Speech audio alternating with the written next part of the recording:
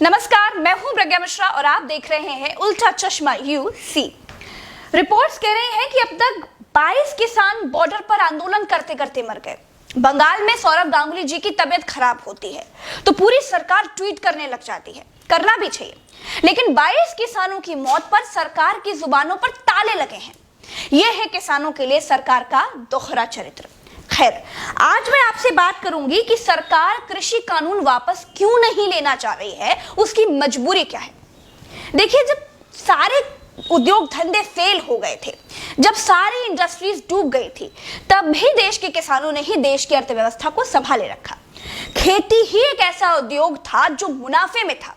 अब सारे कॉर्पोरेट की गिद्ध नजर किसानों पर है, खेती पर है, फसल पर है, किसानों की जमीन पर है।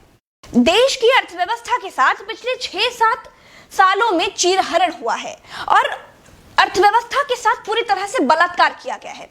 और अपने इस इकोनॉमिक्स कोलैप्स को छुपाने के लिए किसानों को कॉर्पोरेट्स की झोली में अब फेंका जा रहा है। भारतवर्ष गर्दन तक कर्ज से डूबा हुआ है। इस समय जब मैं आपसे बात कर रही हूं तो हमारे देश पर 162 लाख करोड़ का कर्ज है, जो दुनिया भर की अलग अलग बैंकों से लिया गया है। और 2014 में जब देश में बीजेपी सरकार बनी थी, तब यह कर्ज 84 लाख करोड़ था। देश की सरकार कर्ज लेकर घी पी रही है। ऐसा तो है नहीं कि देश माल्या की तरह या नीरव मोदी की तरह कर्ज लेकर भाग जाएगा।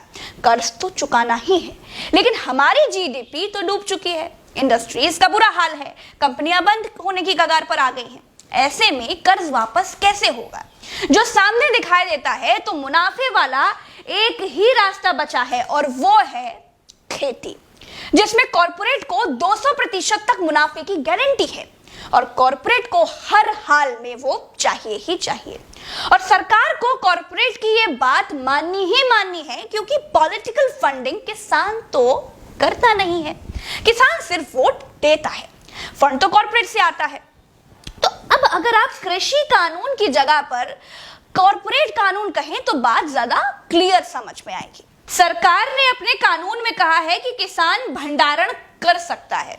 अब आप होनोलुलु की सरकार तो है नहीं कि आपको ये मालूम ही नहीं है कि जिस किसान को आप जिंदा रखने के लिए 6000 की खैरात दे रहे हैं, वो भंडारण करेगा कैसे।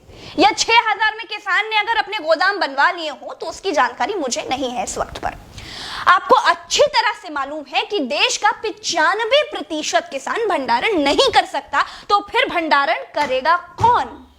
5 रुपए का भुट्टा 35 रुपए में बेचेगा कौन? फ्री की धनिया 50 रुपए में देगा कौन? वही आपका कॉर्पोरेट, जिसको हर हाल में इस देश को मुनाफे वाला किसान चाहिए ही चाहिए।